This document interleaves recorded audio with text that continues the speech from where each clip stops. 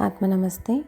ఈరోజు మనం జపించవలసిన నామము వక్త్రలక్ష్మి పరివాహ చలన్మీనాభలోచనాయ నమః.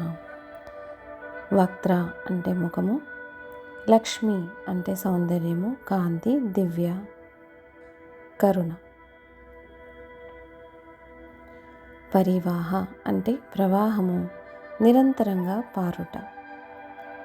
చలన అంటే కదులుతున్న, సజీవమైన.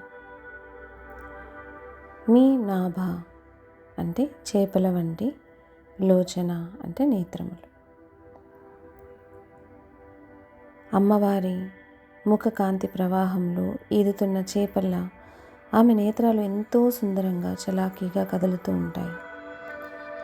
అమ్మవారి కళ్ళు కరుణతో, ప్రేమతో, దివ్య జాగరూకతతో నిండి ఉంటాయి. పవిత్ర జలంలో చేపలు సునాయాసంగా ఈదినట్లే ఆమె దృష్టి భక్తులపై సున్నితంగా విహరిస్తూ కృప ఆశీర్వాదాలను ప్రసాదిస్తూ ఉంటుంది. ఇప్పుడు కళ్ళు మూసుకొని దివ్యకాంతితో, అపార కరుణతో ప్రకాశిస్తున్న అమ్మవారి ముఖాన్ని ధ్యానించండి. ఆమె నేత్రాలను ఇలా భావించండి. పొడవుగా, ప్రకాశవంతంగా, పవిత్ర జలంలో ఇదే బంగారు చేపల్లా సున్నితంగా కదులుతూ, ప్రేమ, రక్షణ, దివ్య జ్ఞానంతో నిండి ఆమె కరుణామయ దృష్టి మీపై పడుతున్నట్లుగా అనుభూతి చెందాలి. ఆ దివ్య చూపు మన భయాలు, ఆందోళనలు, కలతలను తొలగించి హృదయంలో శాంతిని నింపుతున్నట్లు భావించాలి. ధ్యానంలో చేపల వలె ఎల్లప్పుడూ మేల్కొని ఉండే దివ్య రక్షణ, సర్వజీవులపై అమ్మవారి జాగరూక దృష్టి, నిరంతరంగా ప్రవహించే కరుణ, ధర్మ మార్గంలో నడిపించే దివ్య కటాక్షము, ప్రేమతో నిండిన దైవిక సంరక్షణ అనే భావాలను నిలుపుకోవాలి.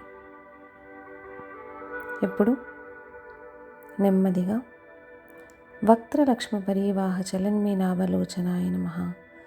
వక్త్రలక్ష్మి పరివాహ చలన్మీనాభలోచనాయ నమః. వక్త్రలక్ష్మి పరివాహ చలన్మీనాభలోచనాయ నమః అని జపించాలి. ఈ నామము అమ్మవారి నిత్య జాగరూకమైన దివ్య చైతన్యాన్ని సూచిస్తుంది. ఆమె చేపల వంటి నేత్రాలు ఎల్లప్పుడూ కాపాడే దివ్య రక్షణ, నిరంతర కృపా ప్రవాహము, అపారమైన కరుణ. ఆమె ముఖ కాంతి పరమానంద స్వరూపమైన దివ్య చైతన్య ప్రవాహాన్ని సూచిస్తుంది. ఈ నామాన్ని భక్తితో ధ్యానించడం ద్వారా అమ్మవారి ప్రేమపూర్వక కటాక్షాన్ని అనుభవిస్తూ దివ్య మార్గదర్శకత్వాన్ని పొందుతున్నందుకు కృతజ్ఞతాభావంతో ఆత్మనమస్తే.